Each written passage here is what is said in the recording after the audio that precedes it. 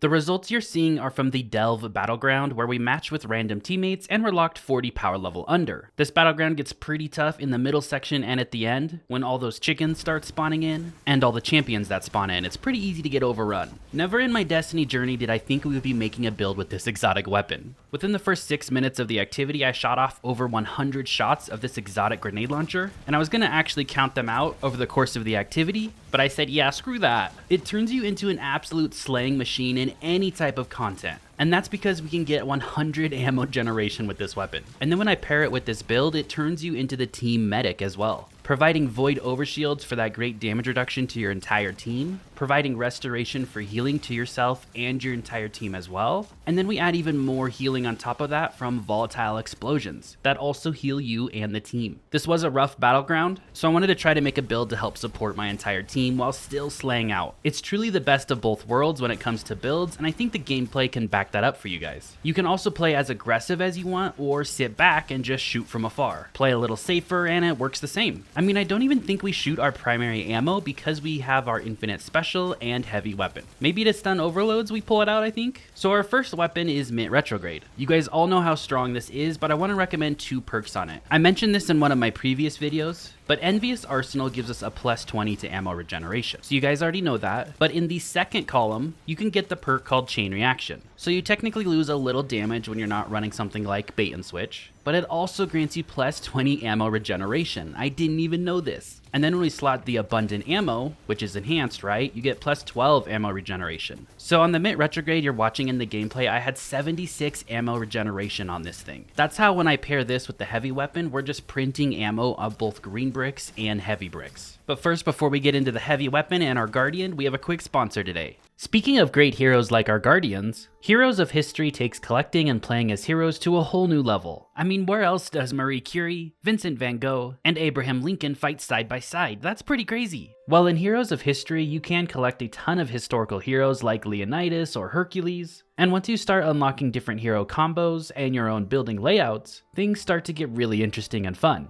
You build your own civilization, and watching your city evolve over time feels really good. It's relaxing and stress-free because no one can raid you while you're offline, and it allows you to progress at your own pace and enjoy the process of building your city. Also, the hero portal is a ton of fun. This is where you obtain different heroes, and you can spend a lot of time in here, I'll tell you that. Now currently there is the moon landing event going on in Heroes of History. It's a time travel mission that's all about the moon landing, which is one of humanity's biggest milestones. You can earn powerful relics during the event, including the new 5-star Sky Disc of Nebra and much more, so make sure not to miss out on this event, and click on my link at the top of the description or in the pinned comment. You can also scan the QR code that you see on screen and start enjoying Heroes of History like I have. Thank you so much to Heroes of History for sponsoring today's video. Now for our heavy weapon of choice, we're gonna take the Colony. I'm not gonna lie, when I put this thing on, I had 500 kills on it. By the time I was done recording the other evening, it has close to 2,000 kills on it. Colony actually got a buff a season or 2 ago, I don't remember when it was, but they buffed the insectoid robots that when they chase targets, they explode close to them, right? And when they kill something, it then spreads more of those robots to go out and kill other enemies. And tougher combatants create additional robots. So essentially one shot of this can wipe 8 or 9 enemies easily, even in 40 power level under content. Now surprisingly, the Colony Catalyst gives deeper pockets, increased ammo reserves, so it gives you a +1 to the magazine, but it also gives you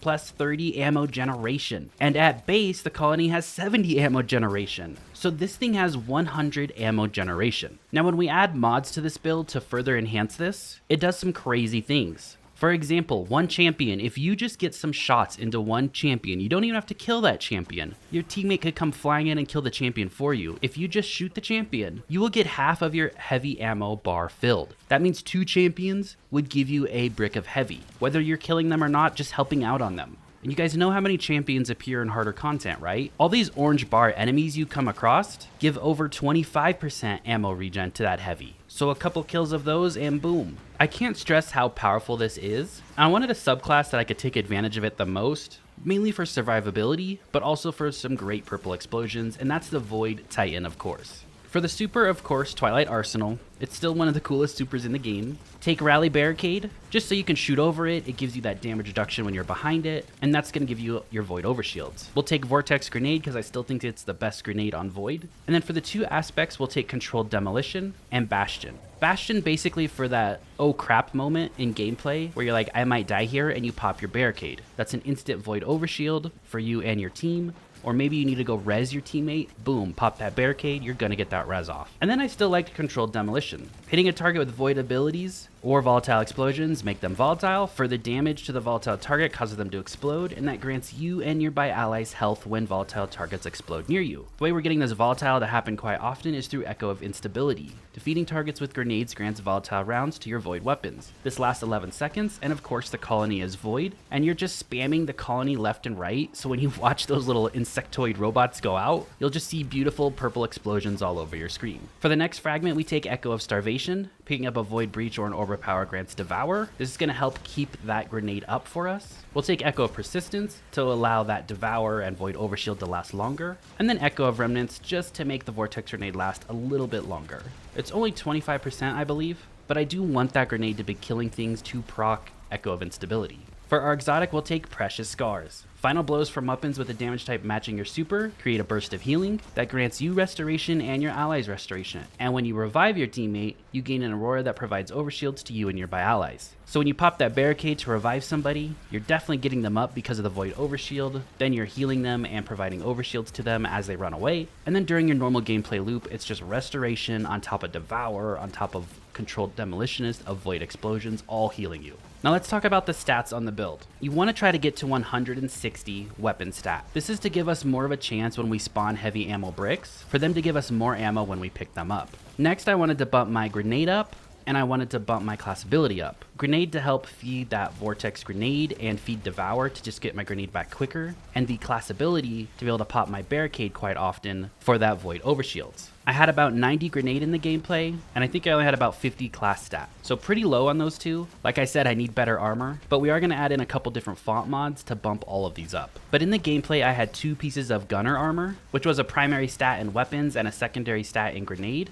And then both of those had the third stat in class ability. I also had 1 specialist piece of gear, which was the primary stat was class and the secondary stat was weapons, and my third stat that rolled on there was grenade. Then I had a paragon piece of gear, which had the primary stat of super, the secondary stat of melee, which I didn't need at all, and the third stat ended up being weapons. But I did want a little bit super, right? I had about 50 super in the gameplay, just to make sure I'm not abandoning my super, because Twilight Axe is pretty strong. And then my helmet was actually Grenadier. So it had grenade as its primary stat, super as its secondary stat, and again the third stat rolled in melee there on my exotic helmet, Precious Scars, so that could be way better. Now let's talk about mods because it helps the build out tremendously. On our helmet, we'll take on Harmonic Siphon. So every time we get a double kill with that heavy grenade launcher, which is always happening, we're spawning orbs of power. We'll also take 2 heavy ammo finders on the helmet. You don't get diminishing returns for stacking heavy ammo finders on the helmet. I didn't know this either. So when we're pairing this with 100 ammo regeneration, we're just generating heavy ammo like crazy.